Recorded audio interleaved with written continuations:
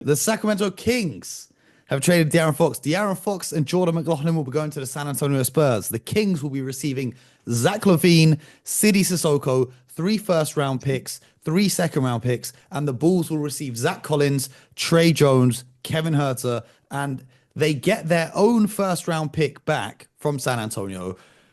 What year is that in? Okay. What pick is I that? got What pick is it? What I pick think is it's that in? 2025. I think it's 25. 2025. This year, so they got their It's own the pick back for this 2025 year. pick, right? Okay. Okay. Here's my thing with this. And I'm gonna say this respectfully. What the hell are they doing in the front office in Chicago?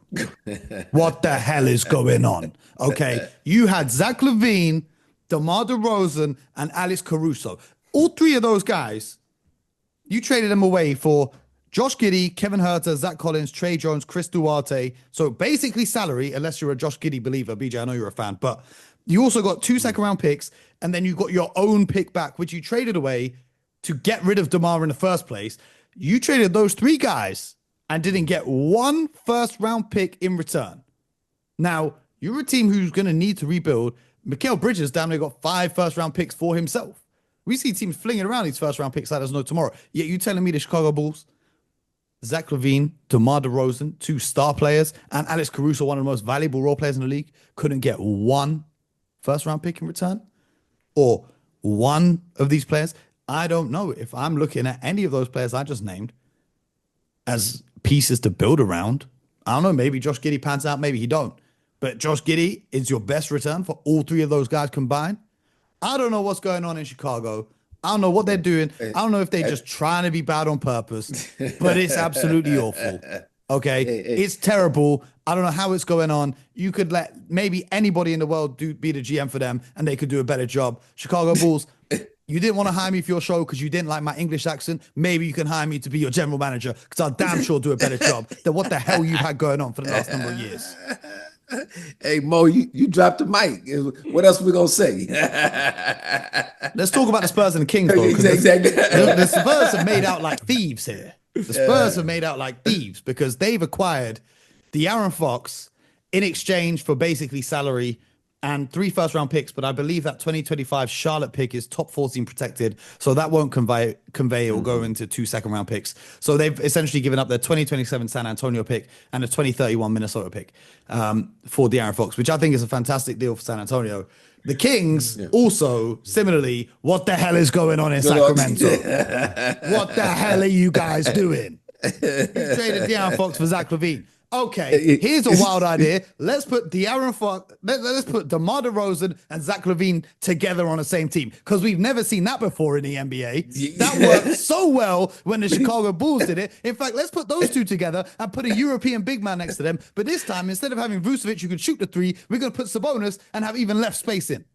Great job, guys. Great job. What the hell is going on? How do these people get these jobs? There's 3 of us here. One of us can go to Sacramento, one of us can go to Chicago, one of us go somewhere else. What the hell's going on in this league? How are these people getting these jobs? I need to know. Who I got to be friends with? What favors I got to do for people to get these jobs? Not favors like that. I ain't doing that. But Mo, this is crazy. What the hell is wrong with these teams? Mo, it doesn't make sense. You are bringing the vibes today. That's for sure. Listen. Hey. You're a tough act to follow, Mo. Scott, if these general managers, they don't have the decency to do their trades during the day, they get me out of bed in the middle of the night. I was talking about Luka. They've awoken a demon. They awoken the real demon because now I'm on smoke for everyone. Yeah, Mo. My only response to when you talk about both Chicago and Sacramento, again, you got to have a plan and direction. Now, I've not heard from either front office. Have you? I'm asking. Have you guys seen a press conference from either? No. Yeah. So that's my biggest question. Again, direction, plan. What are you trying to accomplish here? Because, on the surface, like you said, getting Zach LaVine, talented player, we know he wanted out of Chicago. But, Zach LaVine is Malik Monk, a more athletic Malik Monk that they have. And, so Sacramento got rid of their face of the franchise, point guard, guy who was responsible for the growth of that team and putting them in a position to be competitive. Made it to the playoffs a couple years ago. So now they lose that. That's out, and again, I understand that there was an issue there where he was talking about leaving or maybe not re-signing there, and they want to get in front of it. But it's going to be tough now because when you analyze the Western Conference, you take Sacramento. We just talked a long time about the Dallas trade. You look at, to me, OKC, Dallas now, in terms of teams ready to win now. OKC is younger, but compete for a championship. And then you have the 3 up-and-coming young teams in Houston. They're going to be right there for a long time. San Antonio making this move now to get De'Aaron Fox. And I'm missing one more on the Western Conference side. Well, OKC is the other young team. These teams are going to be around for a long time. And so now where does Sacramento fall into all that? They were one of those young teams just 2 years ago that was trying to, ascend into that and be Houston, be OKC. But now not so much. So I don't know now, Mo, what You had De'Aaron Fox, you had Tyrese Halliburton, and you've turned them into Zach LaVine and Domantas Sabonis. Now, Domantas Sabonis and Zach LaVine, they're very good players. Yes. But come on, man. But it's no debate. Yeah. No, come on, right, you know what I'm saying here, right? Like, yes. Like, you want to basically be Chicago Bulls of the West. We're going to try to get a 10th seed and sneak into the play-in every year. Oh, well, we tried, guys. We'll try next year. Like, just a few years ago, you were the 2nd seed in the Western Conference. You're supposed to build on that momentum. Now you fire your coach, trade away your face of your franchise for not much of a return, really. I just don't understand it. But what I am excited for is to see how this goes in San Antonio. And our resident #1 fan in the world of Mr. Wembanyama, Mr. BJ Armstrong. Are you excited to see the De'Aaron Fox and Victor Wembanyama combination in San Antonio? Again, I want to address this in reverse. I hope this move, because on paper, San Antonio, they should be excited without question. I mean, anytime you get a chance to acquire a player of De'Aaron Fox's caliber, you have to entertain it, and clearly it worked for them.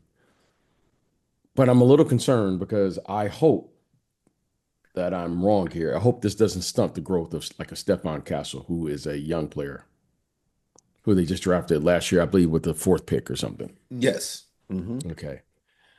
And Scott knows if you're going to be a player in this league, you must have the opportunity to play. You must have the opportunity to make mistakes. And I don't know what this means now because, Chris Paul is still there. Clearly, the Spurs have gone from a team that was looking to build through the draft to suddenly now they've done a 180. They're saying they have to compete. And with those 2 players, they will. Now, I don't know what this means for Castle, so I'm just a little concerned there of what this means for him and his future there. Hopefully, they'll figure it out. But again, they have to build a team. They're going to have to build a team, get bigs, figure out how to get shooters and whatever this team is going to need, because now clearly they're on the clock right now. Yeah, they still have a bunch of picks that they can use to make other moves with. Yeah, but they still got to pay. They have to, but they're a small market team. Traditionally, they haven't been a team that's going to pay and do all the aprons and all that stuff. Yeah. So we'll see where this goes. Yeah, the lack of shooting may be a concern in San Antonio. I think you're going to see Wemby shooting even more threes, which I know you're going to love every minute of, BJ. Yeah. Because Fox isn't known to be a prolific 3-point shooter. Stephon Castle is definitely not. He has improved though each year though. His ability to shoot the 3. Fox. Who's that? Fox. Oh yes. Fox. Yeah. Yes, he's Castle needs to be and in Fox, we talked about this last year when we were doing the year-end show in terms of who's the most clutch player. Yep. And we talked about De'Aaron Fox over the last couple 3 years being in the top 2 or 3 guys in those situations and delivering big baskets and coming through in the clutch. So that will be very helpful to me for Wemby in the short term. Even though Wemby's going to want to be that guy eventually, as he morphs into that guy, to have someone like a Fox being able to do it, who has done it, should be fairly helpful to him and that team. Scott, what do you think they do? Do they just put Chris Paul, bring him off the bench now? Is that what they do? I think they're gonna have to. It'd be hard to start Chris and De'Aaron because Chris needs the ball a lot, and to have him play off the ball, I think they bring him off the bench. And you never know. And depending on the floor of the game, maybe there's stretches that they do play together, and then you start Castle alongside him.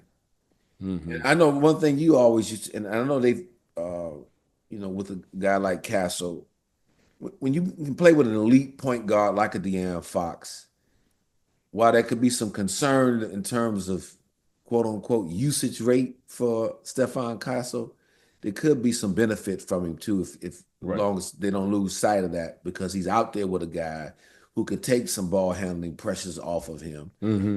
That's a lot younger than Chris Paul, and allow him to pick and choose his spots. And they can play at a faster pace as well. Yes, there's no question about But that. I think this clearly puts him as a two now, two. right? No question.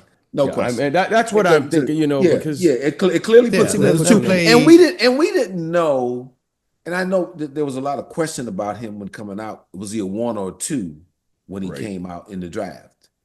He was, quote unquote, a combo. And I think the beauty of him is if Fox is out, and with him playing with Fox for years to come, you could slide him over to play one in a pinch if you need to.